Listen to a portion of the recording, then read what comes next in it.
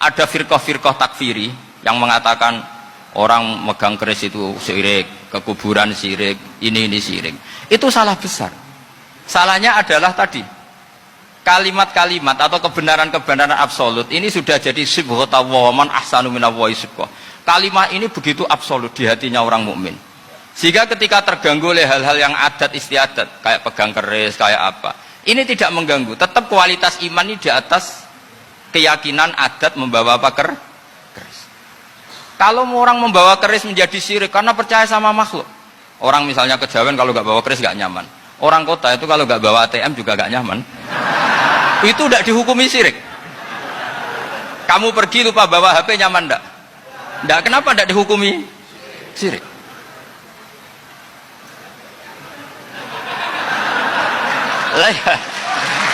Jadi ini logika.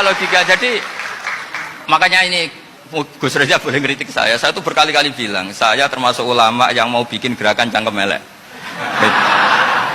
Karena nanti kalau saya nisbatkan ke Rasulullah itu tidak pantas, karena Nabi ahsanan nasi khalqaw wa khuluqa. Tapi saya siap jadi bempernya Rasulullah Shallallahu Alaihi Wasallam. Pernah ada diskusi di Jakarta, ini kisah nyata. Apa dalilnya setelah sholat salaman? Mana hadisnya? Itu dijawab hadisnya tentu kita kesulitan. Kalaupun ada hadisnya dhaif semua yang masalah musafahan. Akhirnya mau tidak mau dijawab pakai cangkem elek. Boleh nggak kamu setelah salam nyalain HP yang off? Boleh. Boleh nggak ke kamar mandi? Boleh. Oh berarti kencing boleh, nyalain HP boleh, yang nggak boleh itu ingat Allah. Karena mereka mengkritik wiridan, ngeritik salam. Akhirnya mikir deh, ada nggak hadisnya orang setelah sholat nyalain HP? Nggak ada kan? Tapi mereka nyalain HP nggak hambatan, tapi untuk salaman masalah kan? Ke kamar mandi boleh, tapi untuk wiridan nggak boleh. Akhirnya mereka sadar, oh iya. Lama-lama dibisi gini yang kelompok itu, kamu itu korban aliran supaya kamu gak ingat Allah, ingatnya HP-nya. Sehingga orang wiridan kamu kritik, orang nyalain HP tidak kamu kritik. Itu kelompok itu adalah kelompok orang-orang yang supaya orang Islam itu lupa Tuhannya. Itu gerakan cangkem elek, tapi jadikan orang sadar. Jadi ini penting. Jadi kalau kamu tidak bisa bela agama dengan jalan yang lurus karena tidak bakat itu, nggak apa-apa pakai cangkem elek tadi, karena nggak mungkin gerakan ini dinisbatkan kepada Rasulullah Shallallahu Alaihi Wasallam. Kalau soal sanad, saya punya sekian sanad tentang itu, tapi tidak usah kamu ikuti. Ada orang tanya, ya Pak Kiai, kalau setan dibakar di neraka panasan enggak? Ya panasan. Lo kan setan dari api, ngapain harus panasan? Kan materinya sama. Terus Kak Kiai tadi gak kesulitan, dia ngambil pasir, disawero di wajahnya. Wah sakit Kiai, kamu kan dari tanah, kena tanah kok. Jadi itu ada sekian, artinya gini ya, kalau kesulitan jawab pakai baik-baik ya sudah pakai cangkem elek itu aja kan. Tapi tentu kan gerakan ini tidak mungkin dinisbatkan kepada para nabi. Tapi saya pastikan meskipun nggak bisa dinisbatkan kepada para nabi dari segi cangkem elek tadi, tapi secara semangat itu sama. Saya punya sekian contoh. Bener Gus Riza tadi gojok saya sengawur-ngawurnya itu masih punya sanad. Itu pas saya ngawur pun masih punya apa? Sanad. Nabi Ibrahim itu ketika faja'alahum juzatan illa kabirallahum itu, si berhala paling besar dikasih kapak. Ketika mereka geger, ini siapa yang berhala-berhala kecil? Kata mereka, sami'na fatay yadhkuruhum yuqalu lahu Ibrahim. Ya kira-kira Ibrahim lagi. Terus setelah Ibrahim didatangkan, siapa yang melakukan ini semua? Ini jawaban Nabi Ibrahim, bal fa'alahu kabiruhum hadza. Ya tanya yang bawa pedal, saya kan tidak bawa kan. Terus kata orang-orang, otak kamu itu di mana? Masa berhala disuruh nanya, kan nggak bisa ngomong. Ibrahim kebalikan, uffil lakum wa lima ta'buduna min dunillah. Lalu otak kamu di mana? Sudah tahu tidak bisa ngomong kok disembah gitu. Itu ada kata uffin loh. Uffin itu kalau diterjemah kira-kira ya agak-agak jancuk gitu. Kira-kira seperti itu. Jadi sekarang dalilnya jancuk apa musik? Pakai jancuk biasa kalau hospitalnya saya kira gimana? Jancuk itu dari daksu, dak tinggalkanlah suan perkara sing elek. Krono ilate wong Surabaya kakean rawon, akhirnya ngomongnya jancuk.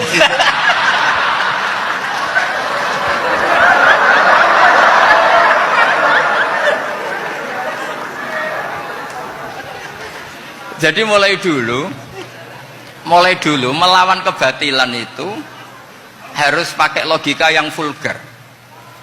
Karena memang nggak mungkin dengan bahasa-bahasa priayi itu nggak mungkin.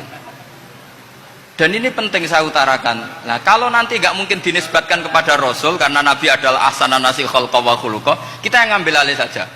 Gus Reza, saya, Gus Alsan itu harus cangkem elek kan pantas. Luas. Selain bakat ya sudah natural. Karena memang itu cara kita menjelaskan kebenaran. Saya ulang lagi, itu cara kita menjelaskan apa? Kebenaran. Mau tidak mau. Saya pernah ditanya sama seseorang, Gus, beberapa nabi itu kan poligami. Poligami itu bukti hipersek. Karena yang tanya itu orang nasionalis yang nggak pati senang Islam. Terus tak balik tanya, perempuan itu makhluk lemah enggak? Ya lemah. Kalau nolong lama satu itu gimana? Ya baik. Kenapa nolong dua jadi tidak baik? Harusnya kalau nolong tiga tidak baik. Tapi saya tidak dukung poligami. Ini cerita saya. Setidaknya mereka jadi ingat. Saya itu pernah ditanya agak-agak orang ateis. Dia benci Islam tapi meneliti Islam. Pertanyaan kedua, kenapa dalam perang itu seakan-akan Nabi itu perampok, hartanya orang kafir disita kemudian menjadi ghanimah? Itu kan kayak ngerampok. Terus saya tanya gini, kalau ada penjahat ke rumah kamu kemudian pakai senjata api, setelah kamu ringkus, itu senjata api kamu kembalikan apa kamu sita? Oh ya saya sita, kalau tak kembalikan dipakai ngerampok lagi. Ya sama seperti itu, kalau kekuatan mereka dikembalikan akan dipakai kekuatan mereka lagi. Jadi ya lagi-lagi ini kemenangan orang serius. Karena nanti guyonnya sudah dintekno sama Gus Safa sama Gus Riza. Nah, kenapa saya ngajar begitu rileks, begitu santai? Karena pikiran saya sederhana. Fa innal uqula muttarratun ila qabilil haq. Akal sehat pasti dipaksa menerima apa? Kebenaran. Jika kebenaran itu tidak usah kamu ngomongkan secara serius, secara tidak perlu. Kebenaran itu mudah diterima. Saya itu pernah ngaji berkali-kali di Jogja di mana-mana sampai ada buku seorang dokter nulis tesisnya itu bangga lagi menjadi muslim setelah ngaji saya itu. Karena saya menerangkan itu ringan. Orang Islam itu harus mencintai Allah. Ciri utama cinta itu tidak tegang, rileks. Saya bilang begini, kalau kamu pernah 1 tahun digratisi orang rumah, makanan, kamu kira-kira itu mudah nggak mencintai orang yang berjasa sama kamu minjemin rumah dan kasih makan gratis? Mudah kan? Apalagi kita ini mudah mencintai orang yang minjemin mobil 1 tahun, ngasih rumah 1 tahun, apalagi selamanya. Kenapa kita tidak mudah mencintai Allah yang memberi kita bumi, air, oksigen, semuanya kita dikasih Allah? Akhirnya mereka mikir, wong mencintai seseorang yang ngasih dalam durasi 1 tahun saja mudah, apalagi mencintai Allah yang ngasih kita tanpa batas. Itu disebut walladzina amanu asaddu hubbal lillah. Orang mukmin itu mudah sekali mencintai Allah. Caranya dilatih tadi. Kita mudah mencintai orang yang berjasa sama kita. Kenapa tidak mudah mencintai Allah yang tentu jasanya lebih besar.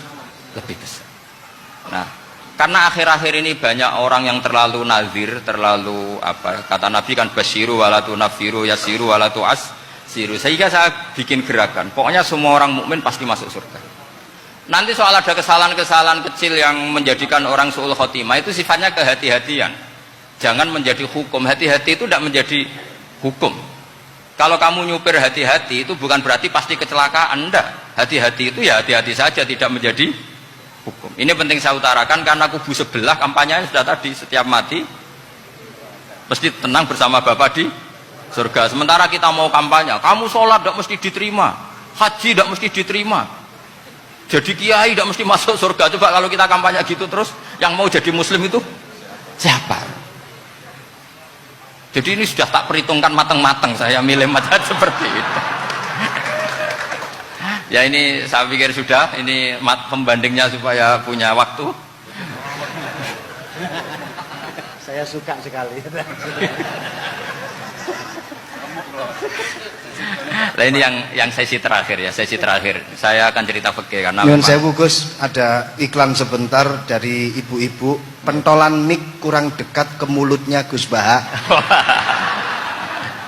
Sehingga suaranya tidak terdengar sampai ke belakang. Oh, gitu, pentolannya ya? Didekatkan Gus. Oh, gitu. Ini kalau ngomong konotasinya itu mesti nyerempet. Sudah apa ya? Sudah ahlinya di situ. Ya malah ada gitu.